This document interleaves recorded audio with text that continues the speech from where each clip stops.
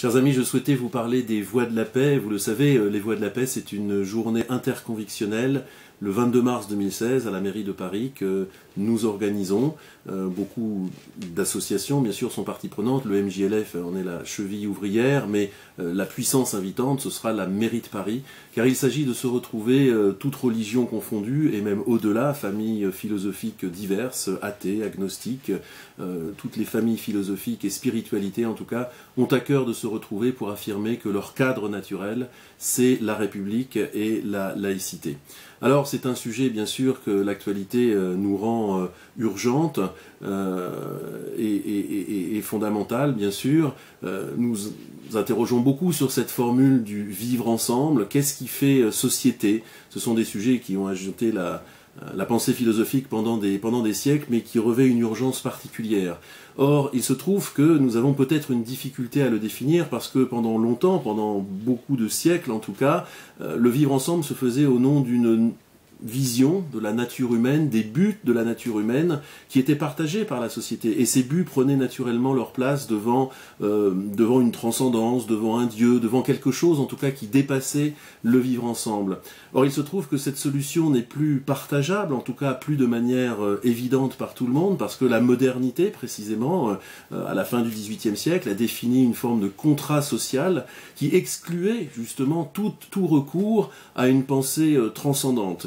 D'ailleurs, les philosophes de ce temps l'ont fait parce qu'ils voyaient qu'autour d'eux, les guerres de religion, justement, s'écharpaient en quelque sorte autour de visions divergentes de l'homme. Et donc, les sociétés libérales, modernes, dans lesquelles nous vivons encore en Europe, eh bien, ont décidé d'exclure a priori cette possibilité de recourir à un principe transcendant qui définirait pour tous ce qu'est l'homme, ce que doivent être ses buts. Alors, nous sommes privés de cette ressource. Est-ce qu'il n'y a pas besoin justement d'une spiritualité qui nous donne un point de vue autre que le simple vivre ensemble, que le simple accord collectif de fonctionner ensemble? Certainement que nous manquons de cette ressource, mais en même temps nous sommes bien évidemment attachés à cette modernité qui a exclu cette idée, et donc qui promeut les idées d'autonomie, de faire coexister simplement les libertés sans définir pour tous une définition que nous ne serions pas d'ailleurs tous à même d'accepter. Alors nous sommes un petit peu dans une problématique qui sans doute exprime la difficulté de vivre ensemble aujourd'hui. Il est un cadre, en tout cas, qui permet de faire coexister ces libertés sans forcément répondre philosophiquement de manière convaincante à la question.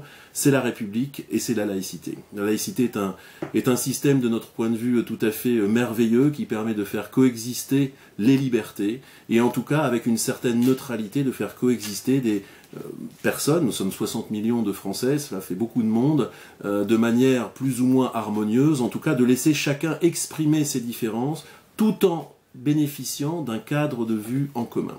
Et c'est exactement cela que nous avons envie d'affirmer, quand bien même toutes les questions ne sont pas répondues.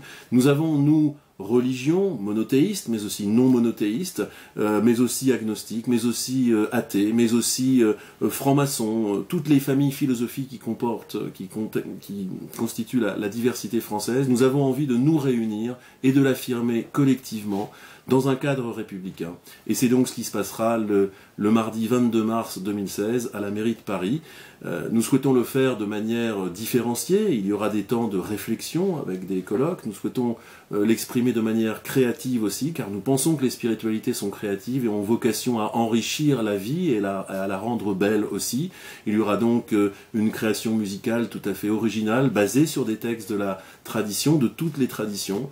Il y aura aussi bien sûr un temps politique, où les hommes politiques en charge des affaires de la nation s'exprimeront, les dignitaires des cultes religieux s'exprimeront aussi, ou des organisations qui défendent certaines visions de la laïcité le feront. Et puis bien sûr, il y aura un temps de buffet, où nous pourrons tout simplement nous parler de manière conviviale, dans le cadre républicain, encore une fois, de la mairie de Paris. Tout cela, je le répète, aura lieu le mardi 22 mars. Il est très très important que vous puissiez vous inscrire. Les inscriptions doivent être nominales et vous pouvez pour cela le faire à partir du site Les Voix de la Paix, www.lesvoixdelapaix Ce sera très simple sur cette page. Vous verrez, la page d'accueil commence justement par cette fonctionnalité d'inscription. Vous pouvez vous inscrire nominativement. Votre carton d'invitation qui sera envoyé par la mairie de Paris vous attendra et vous pourrez ainsi faire partie de cette grande affirmation collective du vivre ensemble dans le cadre de la République et de la laïcité. À très bientôt.